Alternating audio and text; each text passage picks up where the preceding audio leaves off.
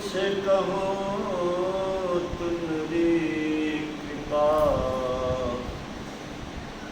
मोते कछन बसाए। श्री सद्गुरु महाराज की जय। अध्यात्म प्रेमी बंधुओं, माताओं, बहनों,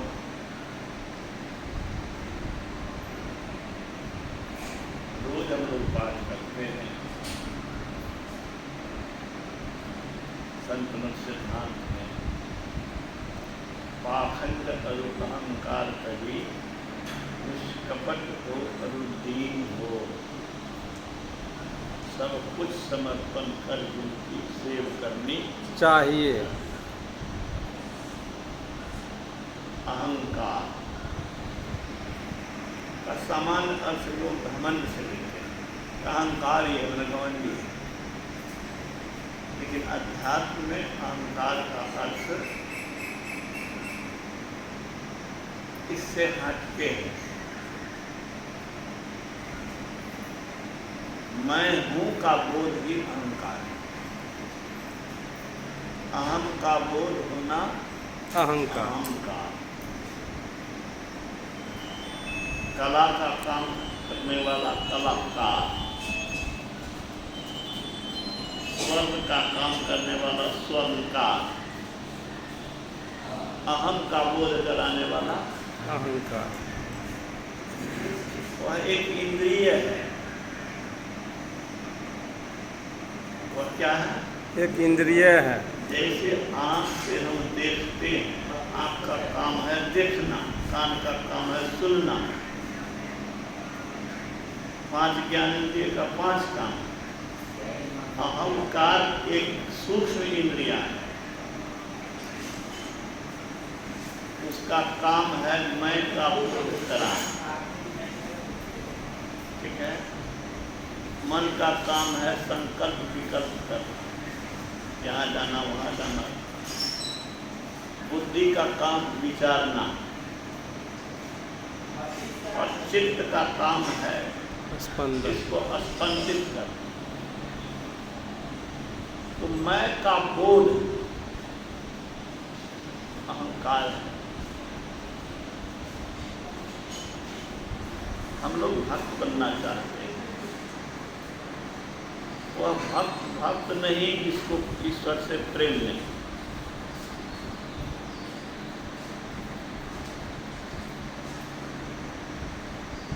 प्रेम बिना जो भक्ति है, निज डिम्ब विचार, तो निज डिम्ब विचार, अपुत्र भरण के कारण जन्म गंवायो सार।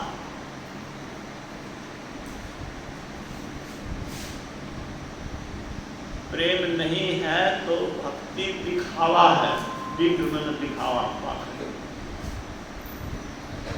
ईश्वर में प्रेम अगर नहीं हुआ तो भक्ति क्या है? दिखावा। दिखावा है, और उसका जन्म का कार्य चला है। अब लोग बहुत बड़ी बात कभी साथ कर दी।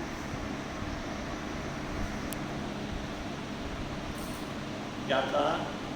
प्रेम बिना जो भक्ति है सो निज डिम्ब विचार, और उग्र भरण के कारण जन्म गंवायो सार। पेटे भरने में उसका जीवन बीत गया।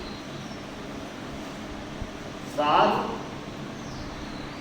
जो जीवन है उसको नहीं पाया। जन्म गंवायो सार, सार तत्व को उसने गंवा दिया। सार क्या है? सार सृष्टि में आत्मा है, परमात्मा। अहम की बलि देना, अहम को पूर्णता। आध्यात्मिक प्रगति करना चाहते हैं हम लोग, तो विचारना चाहिए कि सफलता मिलेगी कैसे। संतों ने दर्शनों ने सफलता का पहला सूत्र दिया, काम। संसार में भी मनोरथ से कोई कार्य सिद्ध नहीं होता।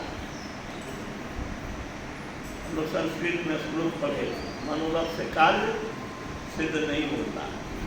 सोए हुए सिंह के मुंह में मृगा नहीं चला जाता, तो कुछ करना पड़ता। न ही सुप्त सिंहस्य प्रवसंती मुखे मृगा, उद्यमेन ही सिद्ध्यंति कार्याणि। उद्यम से ही कार्य सिद्ध होता है। तो चाहे जागतिक कार्य हो या आत्मिक कार्य हो, उसमें उद्यम की आवश्यकता है। कार्य में निरंतरता, अधिक से अधिक लगाओ, एकाग्र होकर काम करना। अधूरे मन से काम नहीं करना। प्रेम प्याला जो पिए, कबीर साहब कहते हैं, प्रेम प्याला जो पिए, जो पिए। शीश दान दे तो शीश मस्तक में अपने आप को शीश दान दे, तो शीश अहम को दान दे। लोभी शीश न दे सके, नाम प्रेम का ले। लोभी शीश दे न सके, नाम प्रेम का ले। बस कबीर साहब का पद बहुत ही प्रेरणादायी है, विचारणीय है, आचरणीय है। लोभी, संसार के सुख का जिसको लोभ है, वह स्वयं को की आहुति नहीं दे सकता। काम में सफलता तब मिलती है जब स्वयं को भूल जाता है। काम में सफलता जब मिलती है, तब मिलती है जब स्वयं को भूल जाते हैं। स्वयं को भूल जाओ। इसका खुलासा करता हूँ। पढ़ने में इतना लीन हो गया कि कौन आया कौन गया कुछ पता नहीं चला।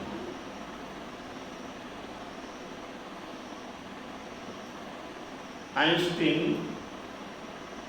चाय बना रहे थे और मैथमेटिक्स में घुस गए प्रॉब्लम हल करने में। चाय पानी खौल करके धुआं बन करके उड़ गया और वो उसी में गिर गया। पीछे कोई साथी आया, खाकरी क्या धुआं बन गया। इसको कहते हैं तन्मयता, इसको कहते हैं स्वयं को भूल जाना। तो ध्यान अगर करते हो तो जब में अपने आप को भूल जाना है, इतना तन्मय हो जाना है। सफलता वैसे नहीं है। संसार की चीजों का त्याग आंतरिक सफलता के लिए कैसे त्याग होगा?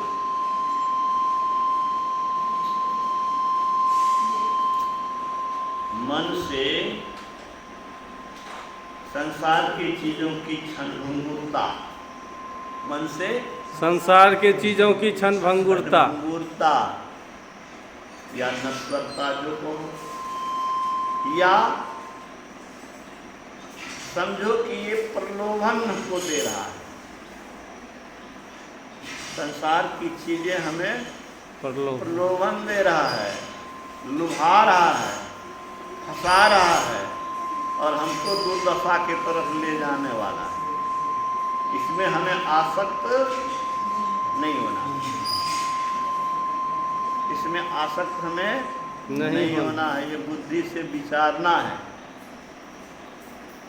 जब विचारेंगे तो कुछ असर तो मन पर रहेगा ना। तो सांसारिक वस्तुओं की क्षणभंगुरता, इसकी सीमितता, ये दुख का कारण। हम क्यों दुख में फंसे हुए हैं? संसारिक वस्तु की इच्छा के कारण हम जंजीर में जकड़े हैं और शरीर और संसार की बंदी गृह में कैदी बन रहे हैं।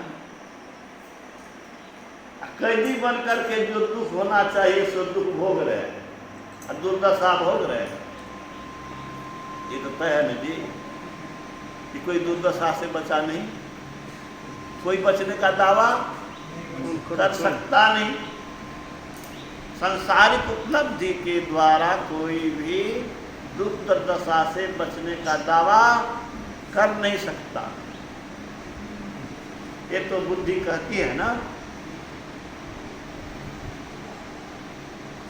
संसार की किसी भी उपलब्धि में धन हो, विद्या हो, प्रतिष्ठा हो, पद हो, कोई चीज संसार का पा लो, जिसने भी पाया उनका भी भविष्य इतिहास पढ़ के सुन लो, अब बुद्धि से विचार लो। संसार के चीज से किसी का कल्याण नहीं हुआ है, दुख दुर्दशा से बचा नहीं है। शरीर है, बीमारी नहीं हो, ये कैसे हो सकता है? शरीर हो, बुढ़ापा नहीं हो, शरीर हो, दर्द नहीं हो, ऐसा कोई शरीर हुआ है क्या? जब संत महात्मा के शरीर में भी दर्द आया है और उस दर्द से अपने को तभी अलग कर पाया जब सुषुम्ना में घुस गया।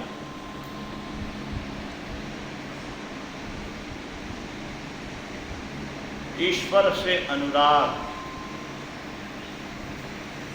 पहले तो बुद्धि से तय कर लेना है, मन को बार बार मनाना है। क्या मनाना है?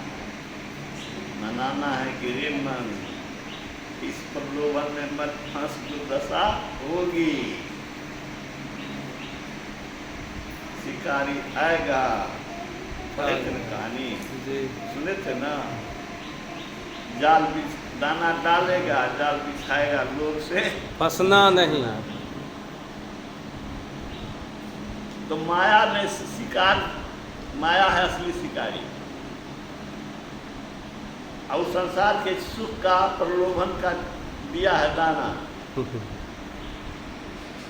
और हम लोग बंदीगिरी में जाल में फंसे हुए। 10 दिशी विषय जाल से हूँ घेरो, डरत नहीं अज्ञान। ज्ञान अज्ञान हटता नहीं है। कैसे नहीं हटा? अरे हम क्या है मालूम नहीं है, अज्ञान तो ही है। ईटा पत्थर का ज्ञान है, सूर्य चंद्र का ज्ञान है, फिजिक्स का ज्ञान है, प्रकृति किस नियम से चलता है। आंधी आती है तो टीन का है उड़ जाता है, हम लोग समझा सकते हैं। ट्रेन स्पीड से चल रही है, बगल में खड़ा रहने पर खींच लेता है। क्यों खींच लेता है? इसका कानून हम लोग जानते हैं, क्यों खींच लेता है। ट्रेन जो स्पीड से चलती है ना, तो वहाँ हवा का वेग बढ़ा हुआ रहता है। हवा का वेग बढ़ा रहता है। वेग बढ़ गया वहाँ की हवा का, उसका काइनेटिक एनर्जी बढ़ गया, गतिज ऊर्जा बढ़ गई। ठीक है, धीरे से पत्थर मारे हमको कम चोट लगी, और जोर से मारे वेग से गया, ऊर्जा इसकी इतनी अधिक हो गई कि आपको चोट ज़्यादा लग गई। नहीं जी, फिजिक्स पढ़ा रहे हैं, पढ़ाते हो तुम ना, फिजिक्स पढ़ाते हो कि नहीं पढ़ाते? तो काइनेटिक एनर्जी बढ़ गई तो प्रेशर एनर्जी घट गई, क्योंकि टोटल एनर्जी कांस्टेंट होता है प्रकृति। ये कौन नियम है?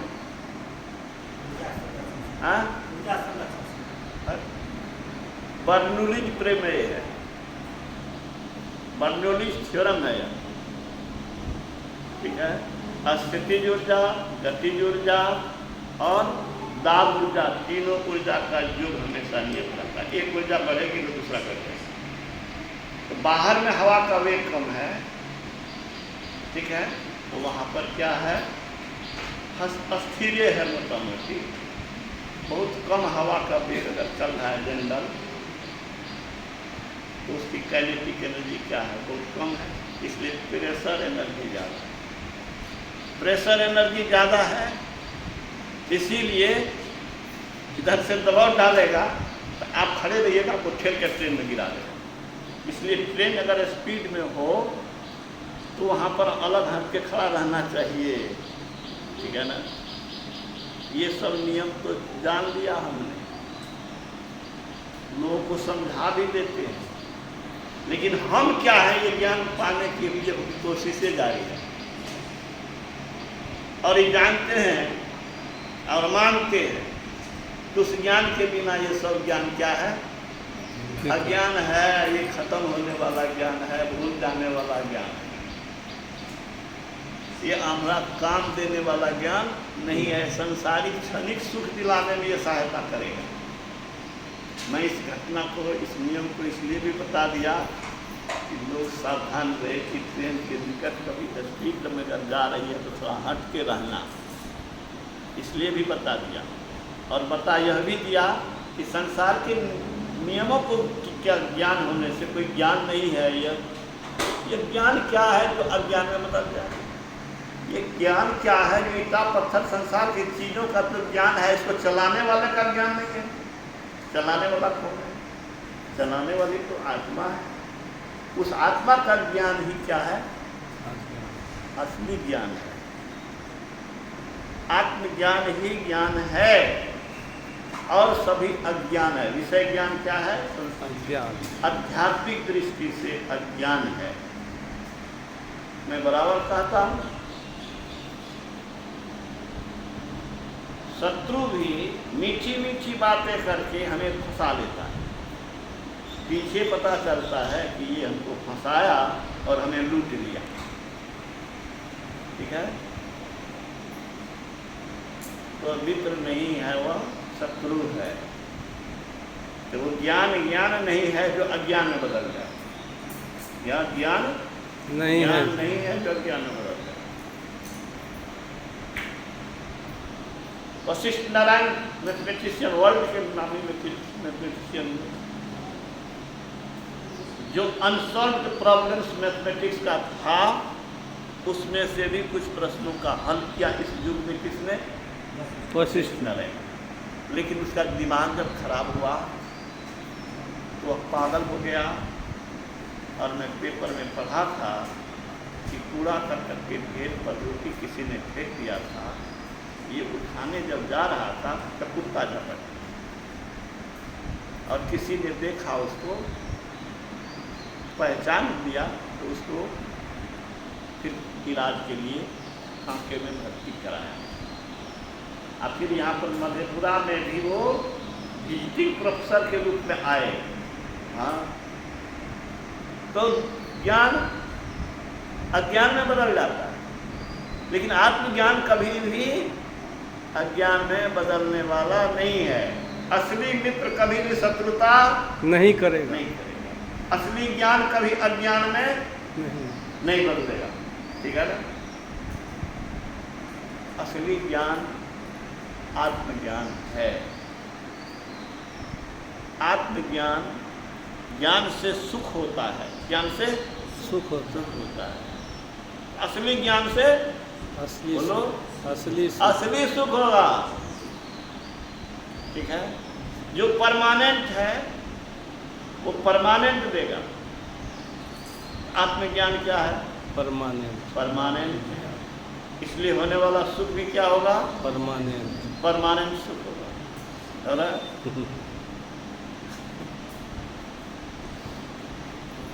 कैसा सुख चाहते हो? दुख में बदलने वाला सुख, नकली सुख। नकली सुख कोई बुद्धिमान चाहेगा क्या? वो अकलहीन और मूर्ख ही है। वह अकलहीन और मूर्ख ही है जो इस भ्रामक सुख के पीछे अपना जीवन लगा रहा है, ठीक है। टका कमाने से कुछ नहीं होगा, वो क्षणिक सुख मिलेगा, फिर दुख आ जाएगा। केवल मूर्ख ही इंद्रिय सुख के पीछे दौड़ते हैं। क्या? केवल मूर्ख ही इंद्रिय सुख के पीछे दौड़ते हैं। अब समझो तुम क्या हो? बोलो तुम क्या हो? मूर्ख। हम लोग मूर्ख मूर्खता किए हैं, कर रहे हैं, जब कभी भी इन संसारिक सुख में ललचते हैं तो क्या करते हैं? अपनी मूर्खता का प्रमाण दे रहे हैं।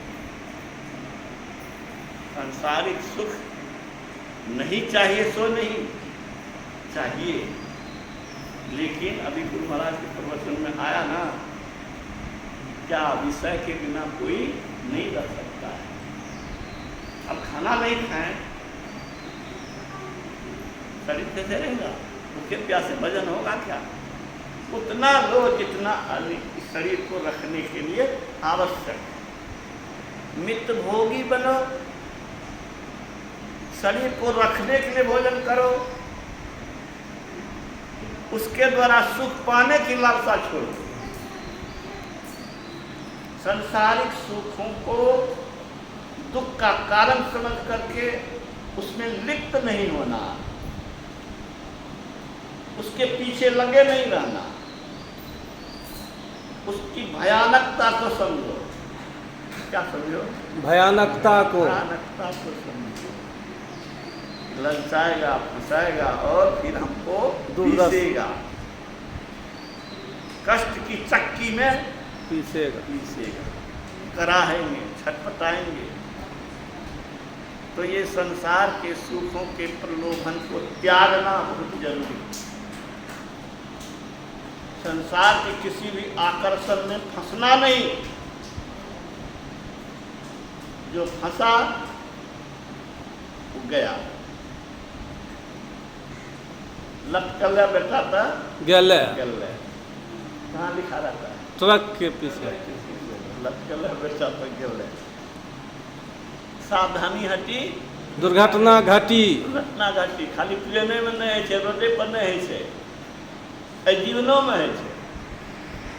अगर आँख ने तुमको ललचा दिया, मन ने तुमको ललचा दिया, तो लटकल तो गल है। ज्ञानी लोग का ये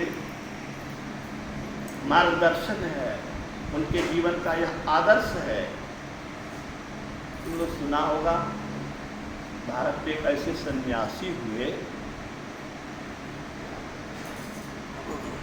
जिस सन्यासी ने अपनी आंखें खोली।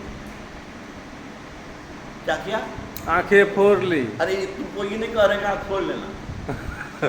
हाँ, ऐसा संवेद तुम लोग नहीं लाना। लेकिन ऐसा भक्त भी हुआ है कि अपनी आंखें फोड़ ली। एक भक्त हिमालय में तपस्या कर रहा था। भूख लगने पर पहाड़ से उतरता था, क्षेत्र में घूमता था, कुछ खाने के लिए जो मिल गए।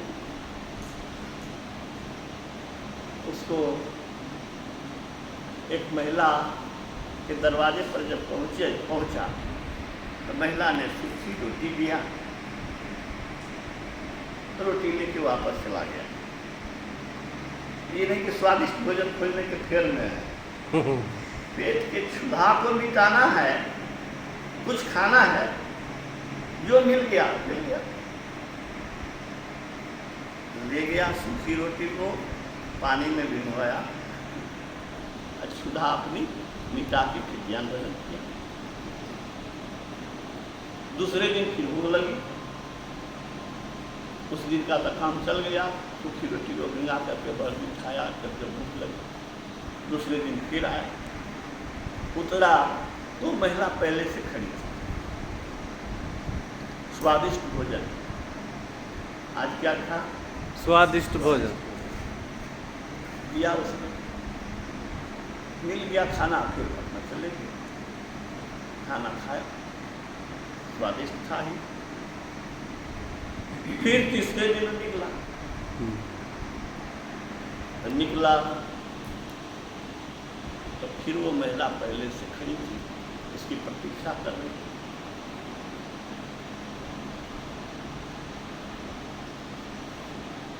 बहुत सुंदर भोजन बना के रखी थी। दिया खाना, उसके कमंडल में डालती है और कहती है, आपकी प्रतीक्षा में मेरी आँखें जो है आज दुख गई, बहुत विलंब कर। आपकी आंखों ने मुझे मोहित कर रखा है। प्रेम का उद्गार कर रही है वो। प्रेम नहीं है, वह वासना है, शारीरिक इच्छा की पूर्ति, और कुछ नहीं है। वह प्रेम थोड़े है।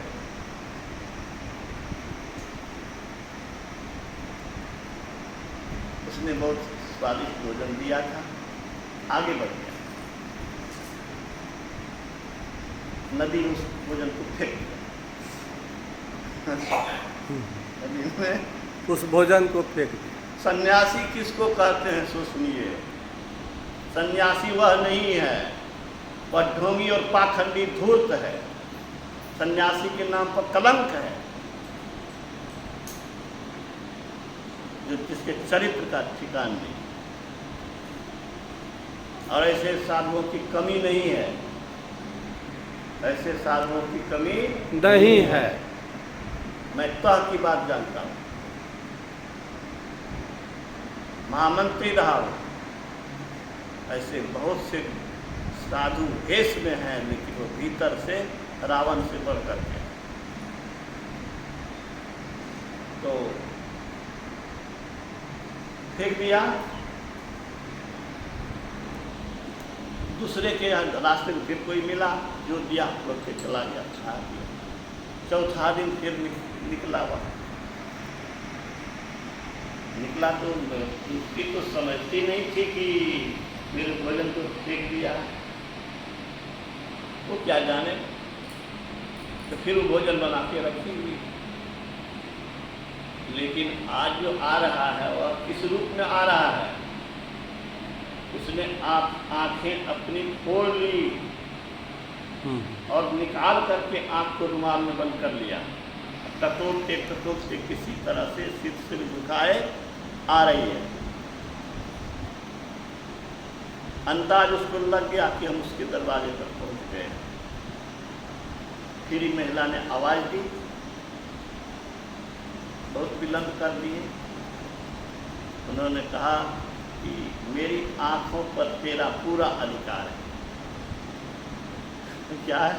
मेरी आंखों पर तेरा पूरा अधिकार है। तू को इस आंख ने मोहित कर रखा है। ये आंख लो, इसको प्यार करो। दंग रह गई हो।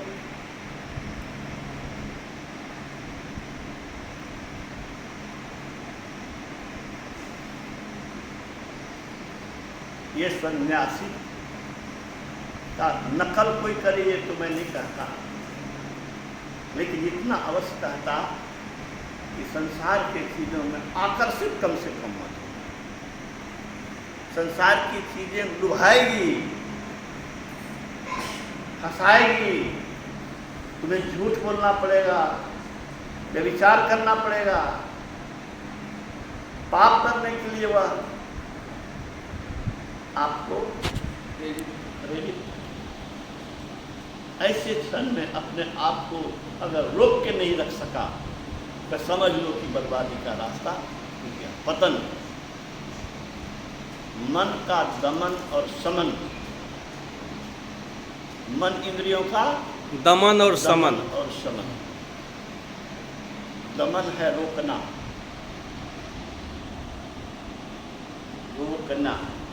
अब पूर्ण रूपेण उसका अस्तित्व मिटाना समन है। ठीक है? खाने का मन है,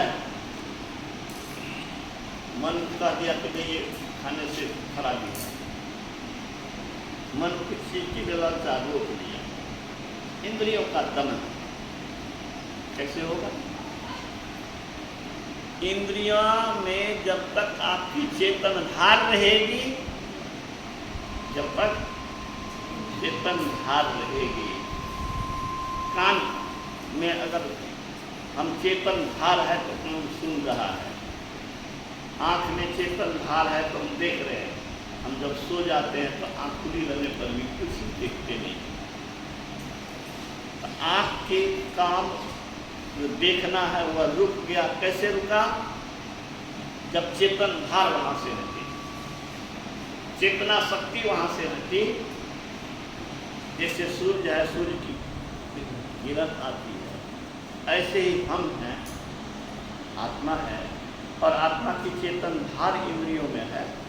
तो ये चेतन धार उस इंद्रियों से ज्ञान को ग्रहण करना है।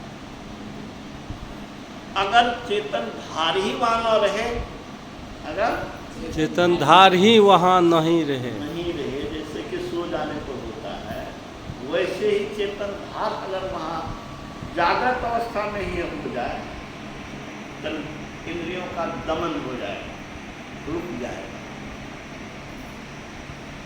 इंद्रियों का विषय ग्रहण लेना ग्रहण नहीं करेगा, रुक गया, लेकिन वो परमानेंट नहीं होगा, परमानेंट होगा अंतर के सार शब्द के ग्रहण से। दृष्टि योग में इंद्रियों का दमन होता है। दृष्टि अगर आपकी छूट गई, ठीक ठीक चेतन धार सिमट गई, एक बिंदुता उदित हो गया। सूर्य की किरणें जब जमा होती है फोकस पर, आग लग जाती है ना, तो चेतन धार और कहीं नहीं जाएगा। अब चेतन सारी शक्ति यहाँ आ गई तो आँख कान देखना सुनना बंद, अब उधर उधर का रस नहीं है। ठीक है, दृष्टि योग से इंद्रियों का दमन होता है और नाद अनुसंधान से समन होता है। छठ दम शील विरति बहुकर्मा, निरत निरंतर सज्जन धर्मा, सातन सम वही मैदम देखा, मोते अधिक संत। छठी भक्ति इंद्रियों का दमन है और सातवीं भक्ति समता की प्राप्ति। छठ दम शील, उसमें दम शब्द है, दमन, और सातम सम, वहाँ सम है।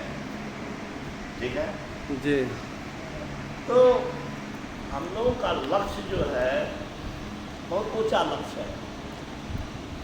अगर आप दिलो जान से परिश्रम कर रहे हैं, घबराते नहीं हैं थोड़ी बहुत बाधा से, ठीक है, थोड़ा सा कष्ट हुआ, कुछ विपरीत बात हो गई, और भक्तियों में कोनो दान नहीं है।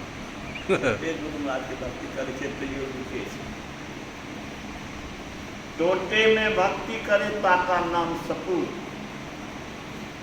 हानि होने पर भी नहीं छोड़ना। रामकृष्ण परमहंस ने कहा, जो पुश्तैनी किसान होता है वो दो चार फसल डैमेज हो जाने पर भी खेती नहीं छोड़ता है।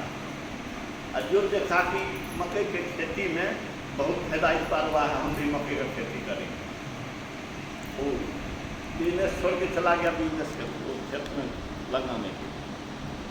तो हुआ क्या, उस बार जो है सो ऐसा आंधी तूफान आया, 100 गाछ गिरा दिया, जो पूंजी लगाया सो उड़ गया, वो छोड़ करके भाग आया, गया था तो लोग से हानि हुई, छोड़ दिया। कहा पुश्तैनी किसान बन करके धर्म के मार्ग में चलो, क्या करो, पुश्तैनी किसान के तरह। हाँ, धैर्य नहीं खोना। परीक्षा भी कभी कभी होगी, वैसे गुरु महाराज परीक्षा बहुत कम लेते हैं।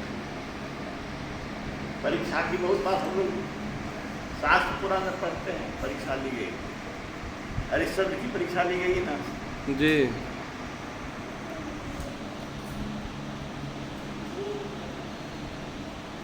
बहुत से उदाहरण में अंदर नहीं जाना चाहता हूँ।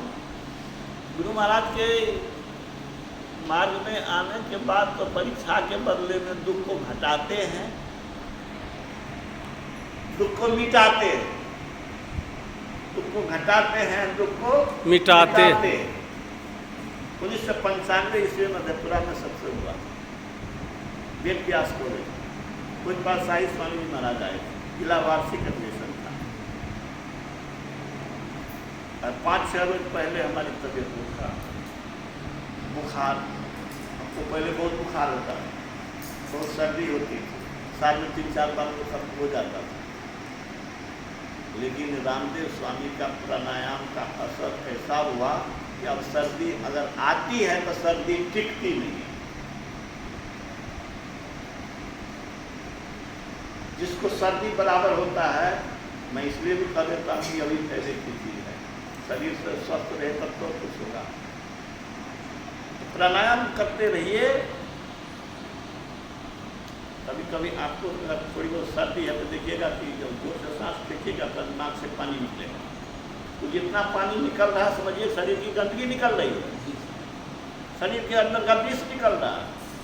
अगर विष नहीं निकलेगा क्या होगा? वो विष आपके शरीर को डैमेज करेगा, बीमारी का भयानक रूप लेगा। शरीर को मल के स्नान करना चाहिए। शरीर के रोग जो है वह खिड़की है, उससे भी पसीना निकलता है। पसीने नहीं निकलता है, पसीना के साथ शरीर की गंदगी भी निकलती है, नहीं निकलती है? खर खर करता है ना, अजिब्या पर लोगों को पता चलेगा कि उसमें क्या क्या है, बहुत चीज़ का पता नहीं लगेगा, लेकिन वह शरीर का विष निकल रहा है। जितना पसीना निकले, जितना पेशाब निकले, जितना पखाना निकले, जितना सांस निकले, क्या होता है? गंदगी को निकालता है। आप जो सांस ले रहे हैं उसमें ऑक्सीजन ज़्यादा है और जो फेंक रहे हैं कार्बन डाइऑक्साइड।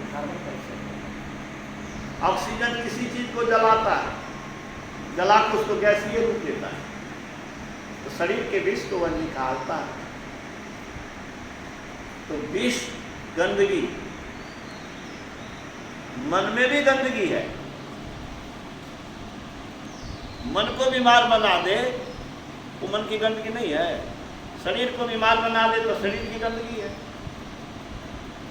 तो शरीर की बीमारी से बचने के लिए शरीर से भी विष को निकालते रहना, और मन को बीमारी से बचाने के लिए ये पॉजिटिव ऊर्जा सत्संग से मिलेगी, सद्ज्ञान से मिलेगा, विवेक से मिलेगा। संतों के विचार का चिंतन मनन बार बार दोहराना।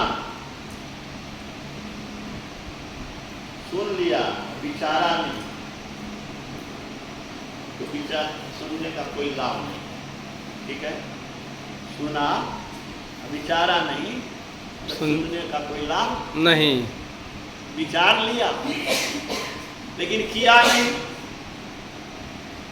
तब भी कोई लाभ नहीं। तो जो सत्संग में सुनो उसको विचारो, उसको करो, ये हितकारी है। ये आत्म सुख, ये परमानेंट सुख पाने का साधन मनुष्य शरीर में ही हो सकता है, दूसरे किसी शरीर में नहीं हो सकता।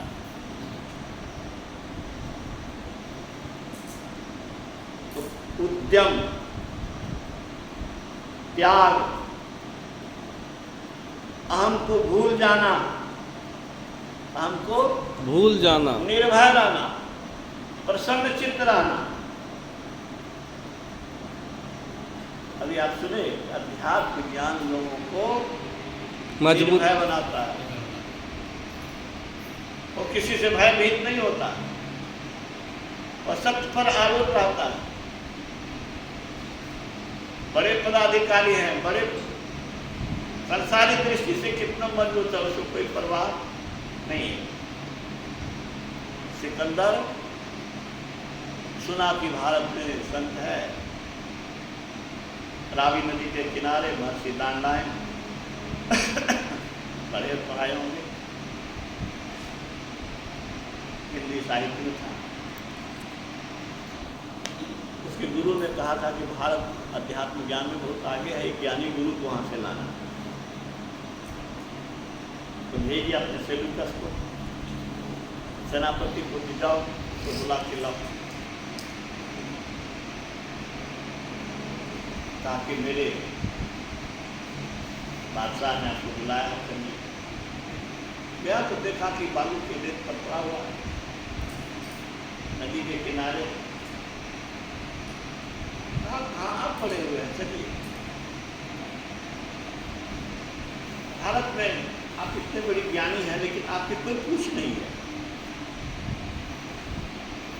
बालू के रेत पर पड़े हुए आपके जैसे ज्ञानी के लिए क्या सुख सुविधा नहीं मिलनी चाहिए? सुख सुविधा बाद दूंगा,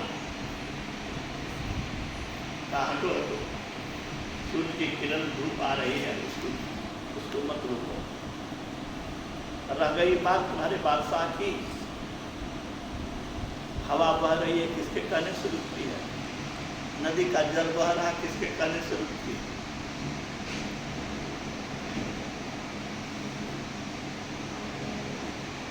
मैं सम्राटों का सम्राट हूं और तुम बन चाहते हो?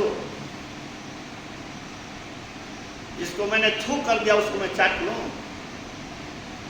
संसार के सुख सुविधा को मैंने थूक दिया है, उसको घृणास्पद मान लिया है, वह दुखदायी है और उसके लिए मुझे ललचा रहे हो?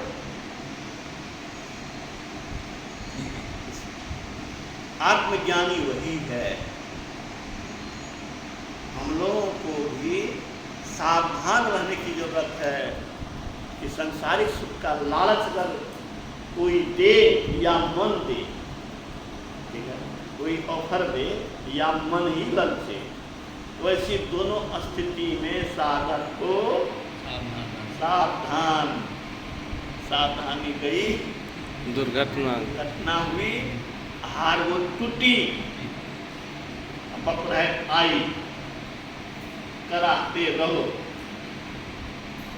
दुर्दशा से बचने का यही उपाय। थोड़ा सा समय ज़्यादा हो गया, बोल दिए गुरु महाराज की कृपा से बहुत अच्छा मन मिजाज मेरा रहा। मैं अभी लगता है कि घंटों बोल सकता हूँ लेकिन अब बोलूँगा नहीं। कितनी देर बोल दिया? 42। अरे श्री सद्गुरु